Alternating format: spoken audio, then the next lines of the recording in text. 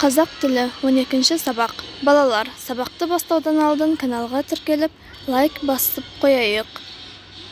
Және де мен сабақтағы тапсырмаларды ауызша айтып кетемін, сендер дәптерлеріңе көшіріп жазып алыңдар. 45-ші тапсырма. Өлеңдегі көп нүктенің орнына 29-ші беттегі қажетті сөздерді қойып оқы. Қаз бен ит. Байлаулы ит қазға: «Сен неге жүзбейсің?» деді. Қаз: «Сен неге жүрмейсің?» деді. «Ендеше жүр, менің орныма жүз».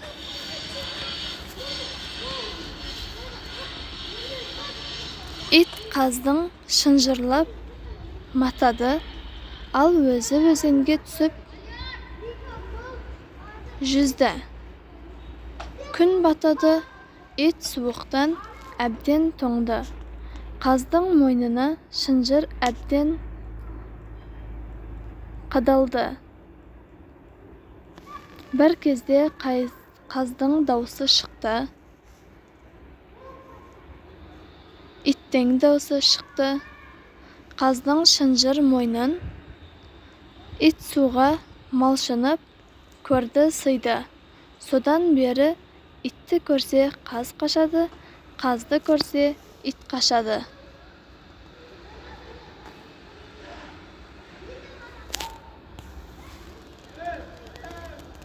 Өлең мазмұнын өз сөзіңмен айтып бер. Өлеңдегі негізгі ойды анықта. Өлең мазмұнына өз пікіріңді білдір.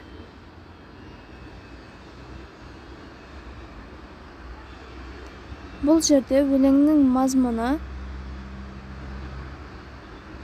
әркімнің өзінің табиғаттан жаратылған жұмысы, табиғаттан жаратылған тіршілігі болады. Өлеңдегі негізгі ой бұл жерде ит қаз сияқты өмір сүре алмайды, қаз ит сияқты өмір сүре алмайтындығы туралы айтылған. 46-ші тапсырма. Жоғарыдағы өлең мазмұнын ашатын мақалды тауып жаз. Күшіңе сенбе, ісіңе сен. Бірлік болмай тірлік болмас. Әлін білмеген әлек. Бұл жерде жоғарыдағы өлең мазмұнын ашатын мақал күшіңе сенбе, өзіңе, ісіңе сен. Және әлін білмеген әлек. Неліктен сол мақалды таңдағаныңды дәлелде. Өйткені сен күшіңе сенсең,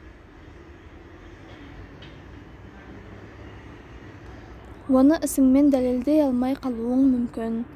Сен ол жұмысты жасай алмай қалуың мүмкін болады. Әлін білмеген әлек. Сен бір жұмысты жасамастан алдымен сол жұмысты жасай алатыныңа көз жеткізуің керек. 47-ші тапсырма. Менің ең жақын досым тақырыбында пайымдау мәтінін жаз. Балалар, бұл тапсырмада сендер қастарыңдағы жүрген достарыңның мінезін немесе сырт келбетін пайымдап, әдемілеп отырып жаза аласыңдар. Достарыңды сипаттап, достарың қандай жан екенін айтып жазуларың керек. 48-ші тапсырма. Мәтінді түсініп оқы. Мәтіннің жанрын ғылыми көркем ажырат. Қоңыр аю жыртқыш аң. Көбіне өсімдікпен қоректенеді. Егер адам өзі соқтықпаса, өздігінен тиіспейді. Оның бір ерекшелігі ақылдылығы. Егер қақпанға түссе, артқы аяғының көмегімен босанып қашып кетеді де, екінші рет темір иісі шыққан жерге жоламайды. Екіншісі иіс сезгіштігі. Дымқылданған жалпақ тұмсығы кез келген иісті тез айырады. Бұл мәтін ғылыми стильде жазылған мәтін болып есептеледі. Әдеби кітаптар мен жануарлардан осы тақырыпта көркем мәтін тауып жаз.